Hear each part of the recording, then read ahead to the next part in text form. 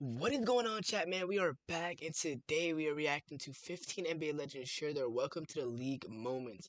This is highly anticipated and highly recommended. As you guys know, we've been reacting to old NBA content on my channel, and you guys been recommending me amazing videos because I just been learning so much about the game of basketball, thanks to you guys. But with that being said, let's get straight into the video. And if you like old NBA content and you're new to my channel, hit the subscribe button, man, and join the crew. But with that being said, let's go.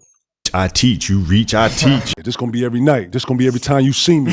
I think he had like 38, 15 assists. He just kind of got hot and he cooked me. And there he is, God. Every NBA player. I have a feeling a lot of these players are going to say that Michael Jordan was their welcome to the league moment. I hope I'm right, because he's already on like the beginning of the video. So, hey, let's see. But let me know what you guys think. Who will be like the most welcome to the league moments, or, somebody's worst moment? Let me know. Has that one story, that defining moment when it hits them. This isn't high school, this isn't college, this is the league. For some, it came the hard way, getting schooled by a veteran. For others, it was standing across from their idol for the very first time. Sometimes it was a dunk, sometimes a crossover, and sometimes just the sheer speed of the game hitting them all at once. Some players laugh about it now, others say it humbled them, and a few admit it lit a fire that drove them for the rest of their careers. But here's the truth, every legend has one. No matter how great they became, every single one had that moment where the NBA checked them real quick. Today we're looking at 15. Do you guys think that Jordan had one too? Because, hey, that would be kind of crazy if Jordan had one too, because you guys know that guy's unstoppable even in his rookie season. NBA legends in the exact moment they got their official welcome to the NBA experience. So we're going to start off with Shaquille O'Neal. The first time he lined up against a true legend, he admitted he was shaken. That was his reality check. When you first got to the league, who was the first person to bust your ass? Well, a lot of people bust my ass, but I take pride in playing, said 19 years, only being dunked on 3 times. So the first person. Hold on. 19 years and only been dunked on 3 times. That's actually an insane stat line. I'll be completely honest. Giannis, he goes for crazy blocks. He blocks a lot of people, but he's got dunked on more than 5 times. For Shaq, that's insane. Person to dunk on me was Derek Coleman. Yeah, drop step with the left hand. Yeah. Like a lot of people bust my ass. Ewan bust my ass. Robinson bust my ass. Akeem bust my ass. Like all the big guys bust my ass. And then a couple sorry guys bust my ass. Like I couldn't stop Big Country for some reason. Brian Reeves. I couldn't stop him at all. I don't know. Why did he call him sorry, chat? Was this guy like not that good during the time period he was playing? Why did he call him sorry? What it was, he used to eat my ass up every game. Every game. Him and Michael Doliak. You remember Doliak? Doliak. Yeah, Doliak. I remember the first time when we came back from LA to play at Orlando, Doliak hit me for like 25. So, but the Yeah, were these NBA players during this time period? Because, a lot of players are role players. They get outshined. They get forgotten about. Were those players genuinely good at that time period? Let me know down below. first person to dunk on me was Derek Coleman. Second person, Tim Perry, got me baseline. Oh, wow. And then Philly. Yeah, and then Michael Jordan. So Chicago had an old stadium. And you gotta walk up the steps, and when you walk up the stairs, they play that old Bulls music. Yes. That fucking laser show come on, and there he is, God. And there he is. The same God that was on your poster in high school and college. Yeah. And he's there. He acknowledges you, but he gives you that look like, motherfucker, I'm about to kill you. Like, cause I see him, I'm like, what's up? bro, is that exactly how it felt to play Jordan at that time? Like, Shaq was a fanboy. He went against him. And he got bullied. So Jordan is crazy, man. My motherfucker, like, I'm like, oh shit, man. It's the first time I got, and then like you go for a shot and he's right there, and he comes down, he doesn't move, and I'm like, this motherfucker's perfect. But the moment that changed it was, he can't, like, even though I'm terrified, I'm never gonna show you I'm terrified. So he came off a screen one time and he shot. I didn't block it, but I was right there. I was like, aha, he's human. I think I figured that. So after that, I was okay. But the first time going to play against Jordan, I was freaking, my heart was going. Wow. And then I was like, you know what? He's Mike, but I have to play well. I didn't do bad, I didn't do great, but I think I held my own, but I was terrified out there. Not every player's welcome to the league moment comes from fear. Sometimes it's about skill. For Stephen Curry, it was realizing just how fast, precise, and unforgiving the NBA really is. Cole. You was a $190, so Cole was the first one in preseason. It didn't really count because it's preseason. Cole went into It was at the Forum too, so it was at like the iconic arena. yeah. Then the second dude was Brandon Jennings. Brandon Jennings had. I have a feeling before I seen this clip that I know what happened. I feel like it was an ankle breaker. I didn't see the clip, but I heard that Brandon Jennings broke Curry's ankles. So let's see. He had a double nickel against us. That was I remember that. Alonzo Mourning's welcome to the NBA came the hard way. He got put on the wrong end of a poster. One dunk was all it took to let him know this league was different. That year, what do you think was your welcome to the NBA moment? MJ. Pippen gets it to Jordan. Michael challenges and slams. Took a breath before he said MJ, all he had to say was MJ, and we seen it. Oh, hey, we just gonna say we gonna start calling them initials. Initials. Yeah. MJ did it. When he wow. dunked on me. He dunked on me, screamed, he flexed and screamed. Oh, this was the iconic moment. I've seen this. Nah, I thought that was so fire too. That generational clip was his welcome to the NBA. Oh my God, chat. How did you guys feel about seeing that highlight during that time period? I was like, man, because I had blocked a bunch of shots. You know, he came on. It was like, I mean, the roar after he dunked on me, man. I was like, okay, yeah. At home or in Chicago? Oh, it was at home. He got me good. No, I'm blaming Kendall Gill for that. Kendall Gill was always talking shit to Mike. You see, Jordan's influence is on a whole different level. So you're telling me a point guard or a shooting guard that was trash talking Jordan while playing against him, he took his anger and dunked on Alonzo Mourning. They don't even blame it on Jordan. They blame it on their teammates because how good Jordan is. What? And I'm like, Mike, yo, he gonna blow past you. He coming at me. Yeah. Mourning's welcome came from physical battles in the paint, but for Dwayne Wade, it was about speed on the perimeter. Early in his career, he went up against a veteran guard who attacked him over and over. BD. BD. Boom. Dizzle. BD used to tear me up, bro. He was so nice. His handle. He had a crazy handle. The Diddy Bob. He had a tray ball. Strong, athletic. Chat, how good was Byron Davis? I'm not too familiar with his game. Was he like a very good player, an all-star caliber player? Let me know down below. He was a dog. Yeah. You know what I'm saying? Like, you know another dog when you sense one. When you see one, I rolled up to him and saw he a dog. Yeah. BD was the first one. And then, bro, it's crazy because I remember like my rookie year, we wound up making the playoffs like last minute. We was like going into the last game. We was like, we got to win this game to get 8th seed. But somebody else won, somebody else lost, and whatever. We ended up getting 4th seed. Yeah. So we in the locker room celebrating like, yeah, baby, you know, we getting the extra money. 4th seed, we got home court. And like, who we play? Charlotte. I had to go into a dark place. Yeah. I'm like, I got to guard BD. You know what I'm saying? Yeah. 7 games? I was sick, went to a dark place. I went into a dark place, though. I'm a rookie, you know what I'm saying? I'm like, all right, this is my first playoff experience. I got to go against the person I hate guarding the most. So BD used to tear me down. And also, like, I didn't like guarding Ray Allen and those guys, like Ray and Rip, because I didn't know how to chase screens. You know what I'm saying? Like, I didn't know to get... Those guys were that good during that time. I know Rip Hamilton, you know, I heard of him because of his nickname, but I don't know too much of him. Was he like that guy? Ray Allen, of course, you know Ray Allen was very good. I just know him as a shooter, though. I don't really know too much about him, you know, driving in, being athletic. People said he was very athletic, though. So... oh, let's see. On the outside shoulder. Even though I knew because Coach Green taught us, but you know, stay disciplined. Stay disciplined. They be tearing you up on them screens. Paul Pierce was a whole different reality check. His first big assignment was guarding one of the league's rising stars, and he got torched. For me, It was Grant Hill. Ooh. I was like, oh man, I ain't gonna even lie to you. I Detroit swear, I tell Pistons. Detroit Piston Grant Hill. Teal jerseys. Oh man, no, listen, dog. I swear on everything I love. The last 5 minutes of the game, he came down. He either scored, I fouled him, or he got an assist for somebody to score, and it was just like I felt like I lost. Grant Hill was that good, chat.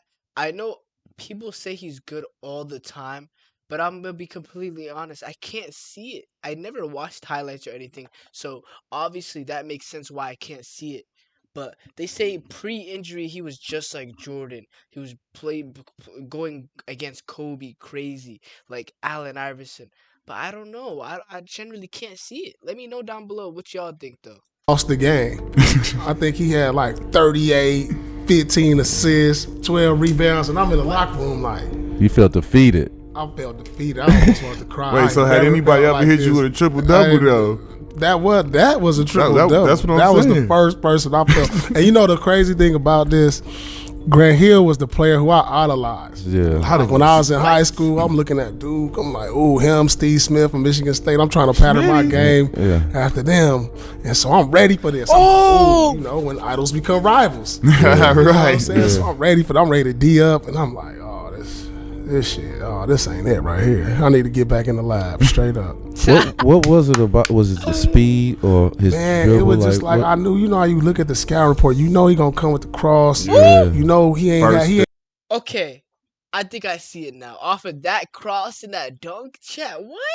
He really had that 3-point range, so you could kind of back off of him. But he's sometimes gonna get by you every time. He had that first step.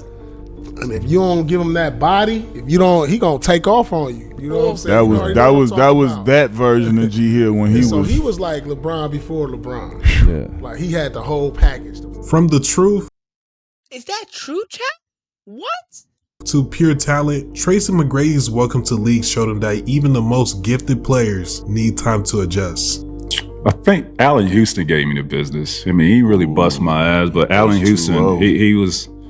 You know, I couldn't figure him out at first. That jumper. Because he had a smooth ass jumper and his pace was just, at his own pace.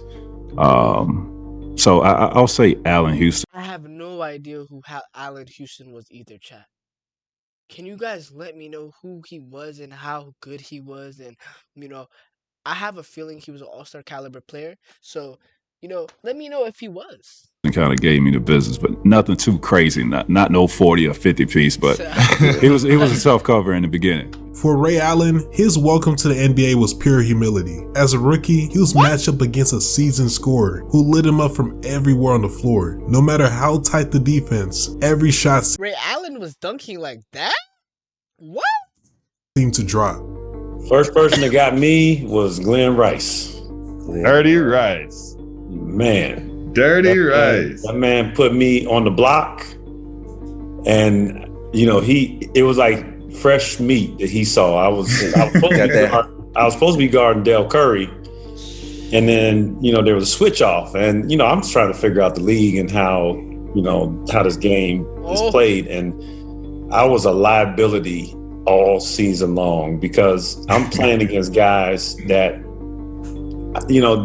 in college, you stand next to a guy and you act like you got a hand up. He's not going to shoot it. Right, yeah. You get to the league and you try that. Del Curry had the ball up like that, and I was just in front of him. He looked at me. He's like, "Oh, you ain't gonna put your hand up?" And he shot it. He didn't even. What? What? It's like that? Bend his leg, nothing. He no load up, just right from there, huh? Right from there, and I was like. And then I looked at the coach, and he looked at me like I did something wrong. I was like, I obviously guarded the man. Glenn Rice had that high art. He usually had that ball up high, so it was hard to block his shot or even adjust his shot. And he was strong as hell too.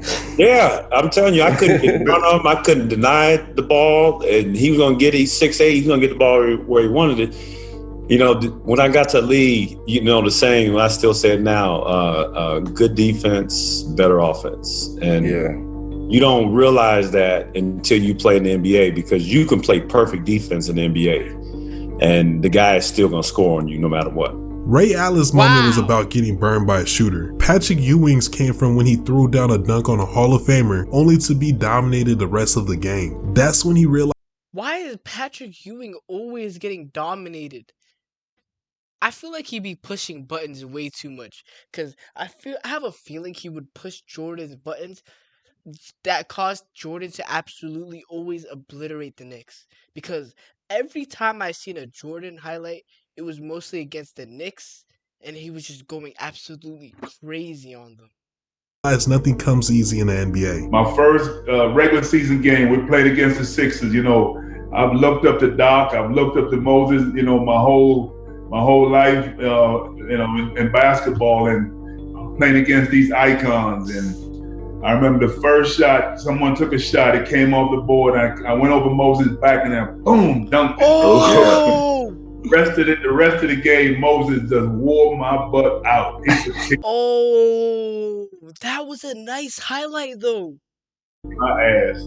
I couldn't do anything right. He was just all over me. But yeah, Moses was the first. And he wasn't the last, but he was the first. For Kevin Durant, it was about physicality, and the setting made it even worse. In Denver's altitude, he went up against a scorer who bullied him all night. By the time KD got back on the team plane, he realized the NBA was a whole different world.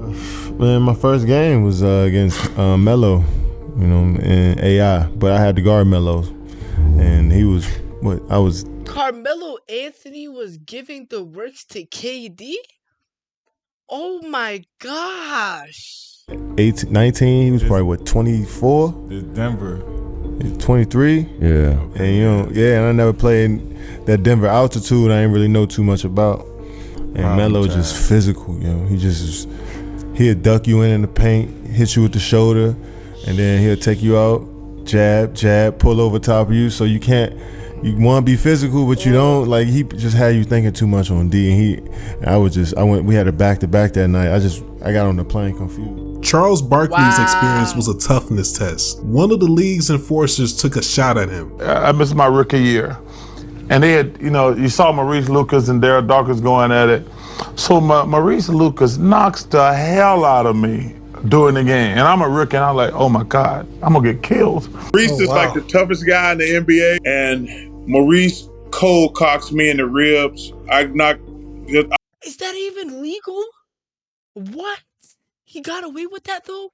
I'm on the ground, I can't breathe.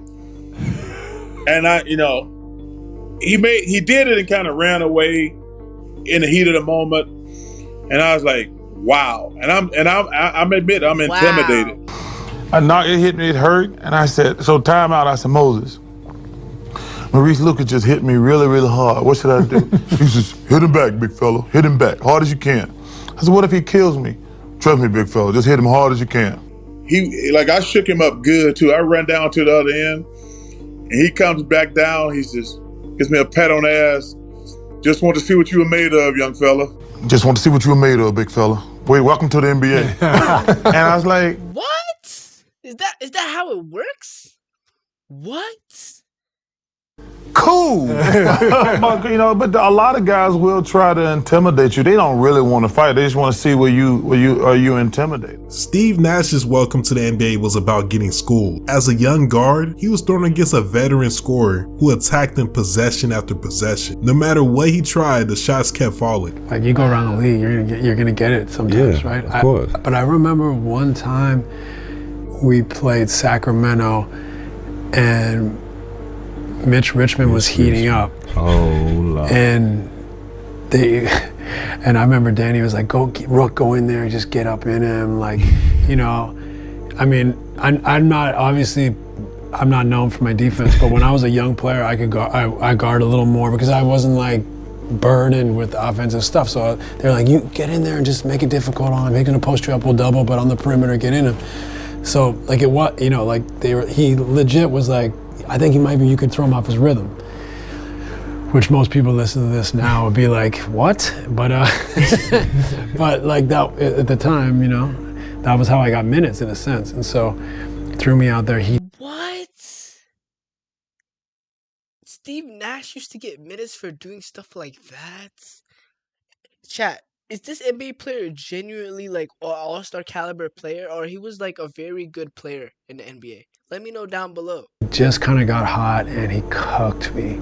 And I just remember feeling so helpless. Like I couldn't do. Like I couldn't help because he was just brushing me off and like shoot right over you. Like but like no rim. You know what I mean? It was straight bottoms, What? bottoms. Every time I was like, oh my God, this is embarrassing. Dominique Wilkins' welcome to the league cut even deeper. He finally got to face his childhood idol and ended up getting torched for 30 points. It was humbling, it was inspiring, and it made him realize that the NBA wasn't just a dream anymore. It was reality. Dr. J.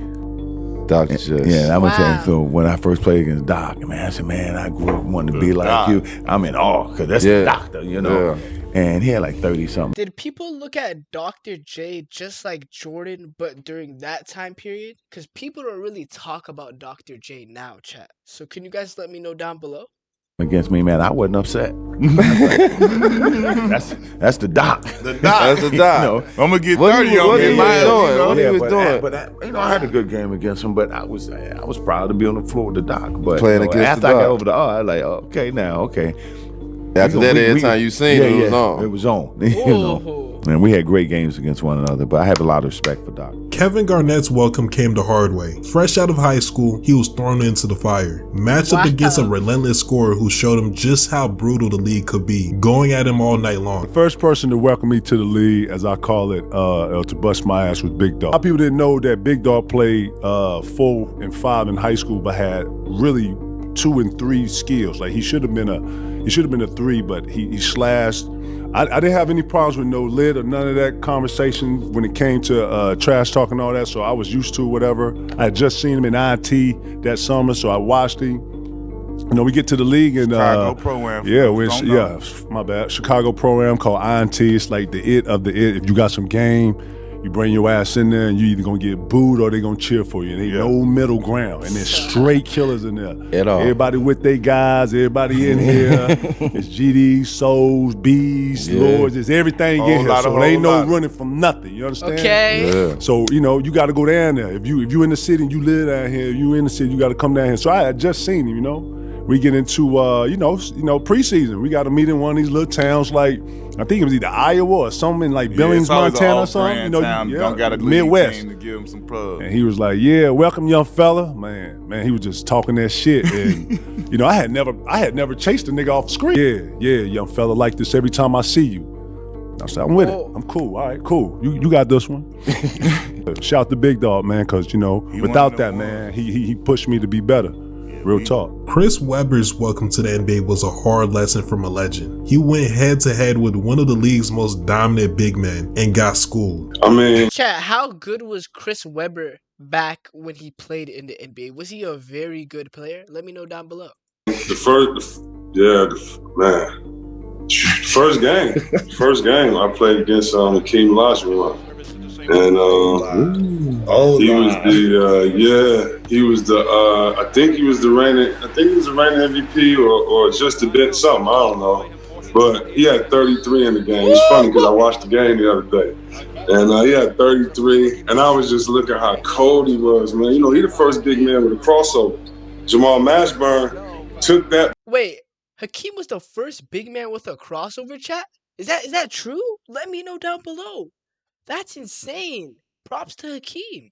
Jamal Mashburn was 6'8". You know what I mean? Hakeem got you at the top, and he would do this, you wouldn't know what to do. So I remember after the game though being like, that jump hook, I'm taking that. I'm taking it. I'm taking it forever. But yeah, he bust my ass. I couldn't do nothing. And finally, Kobe Bryant's welcome to the NBA didn't even happen in a game. It happened in practice. As a teenager, he went head to head with a veteran guard who gave him the business. Kobe took that beating personally, and it lit a fire that shaped the competitor we all. I appreciate him taking that personally, because that just makes a good player and discipline, man. Came to know. First person that got me, Nick Van Exel. In practice. Yeah, Nick the Quick was getting me in practice. Was he that nice? Was Nick Van Exel that nice back then, chat? Let me know down below. And, you know, he kept saying, you reach, I teach. You reach, I teach. And he was hitting me with that little bop stuff. and drove me crazy. Yeah. My first time getting out there and playing. Nick went at me pretty He was hard. aggressive. Yeah. Like, I didn't know Nick Van Exel was that nice. Okay. I got a chance to play with him in Portland, and just his IQ and skill level to score was like next level. He was cracking. He had those big hands and Big he could hand. shoot. He could He had pound the runners. ball. It took me about a good week to figure out he couldn't go right, and then I had to. Yeah. But an NBA player can't go right. I've never seen that. So guys, I hope you enjoyed the video and tell me what NBA legend here had the best welcome to the NBA experience. Chat, we gotta talk about this one for sure.